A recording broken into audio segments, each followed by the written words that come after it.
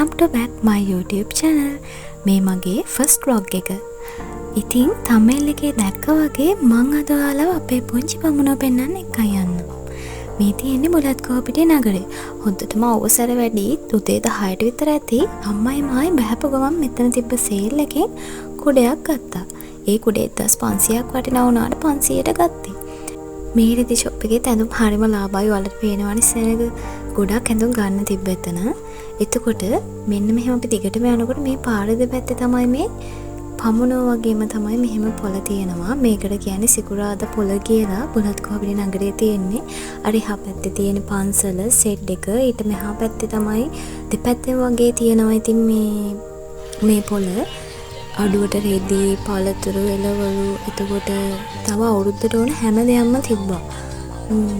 රතිඤ්ඤා තිබ්බා, පිහිය තිබ්බා. මේ තියෙන ප්ලාස්ටික් බඩු, රෙදි මාරම ලාභයි. ගණන් හරිම අඩුයි.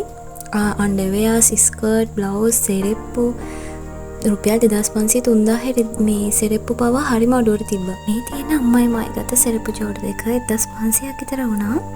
ඇත්තටම වීඩියෝ කරන්න බැරි වුණා. එතන මාරම සෙනගක් හිටියේ. මම ආයෙ දවසක් ගියොත් මං අනිවාර්යෙන් ඔයාලට තව වලොග් එකක් අරන් එනවා. මේ තියෙන පිහියෙම එතකොට මේ පොඩි ළමයි අඳින ලස්සන චීත්ත මල් ගව මාරම අඩු මුදලකට ගන්න ගොඩක් තිබ්බ දේවල්.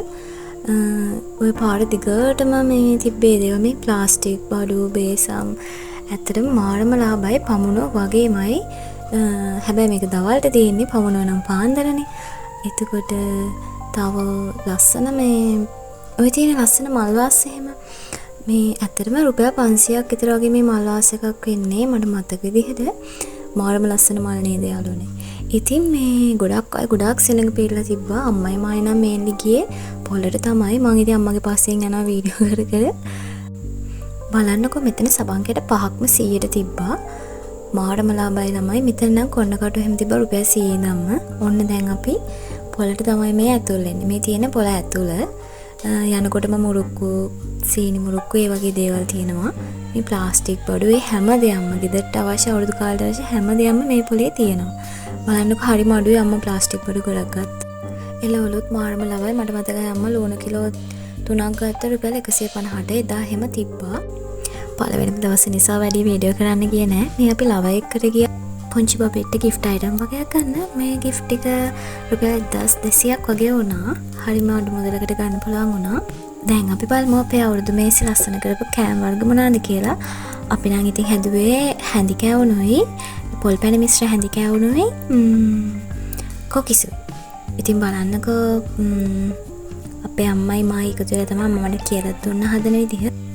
මේ පාර අපි හැඳිකවුම් වලට පැණි පොල් මිශ්‍ර කරලා අලුත් දෙයක් කරන්න ඕන කියලා හිතලා ඔන්න ඔය පදමාවට පස්සේ තමයි අපි හැඳිකවුම් හදාගන්න ඕන. අපේ අම්මලා හැමදාම වගේ හැඳිකවුම් තමයි හදලා දෙන්නේ අපිට ඉතින්. ගොඩක් කැවුම් කන්න කැමති නිසා හැමදාම කැවුම්මනේ හම්බෙන්නේ අවුරුදු කාලේ. ඒ නිසා හැඳිකවුම් නිතරම අපේ ගෙදර කොහොමවත් හැදෙන්නේ. අපේ අම්මා නිත් කැවුම් දන්න උනාට හදන්නේ හැඳිකවුම්. ඒක හරි ලේසි. ඔය බලන්නකෝ. ඔන්න හොම් වෙනාට පස්සේ පේන්නේ තාම බෙදලා නැති නිසා රන්වන් පාට වෙනකම් බැදගෙන මෙන්න මේ වගේ හොරු වුහුටි ලස්සන හැඳිකවුම් හැදුණා.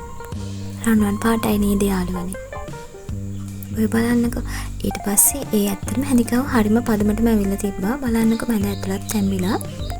මම කොකිස් කන්න ආස නිසා මේ පාට කොකිස් හැදුවා. මම පදම අරගෙන තමයි හැදුවේ. කලරින් දාලා තමයි ඉතින් පාට ගත්තේ. මොකද ටයිම් එකක් තිබෙත් නෑ මේ ස්වභාවික පාට හොයාගෙන එහෙම මික්ස් කරන්න.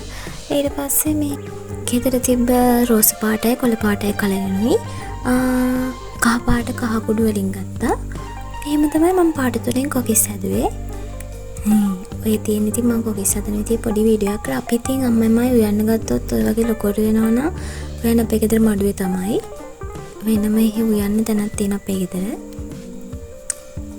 ඔය තියෙන්නේ ෆයිනල් ලුක් එක. පාට කොකිස් හැදුවා. ඔයාලා අපේ පුංචි පමුණවත් බැලුවා නේද? ඊළඟ ලොග් එකෙන් මං අරන් එන්නේ අලුත් අවුරුදු දවස් අපේ ගෙදර මොකද උනේ කියලා. මගේ channel එක subscribe කරලා තියාගන්න. මං ගිහින් එන්නම්. bye.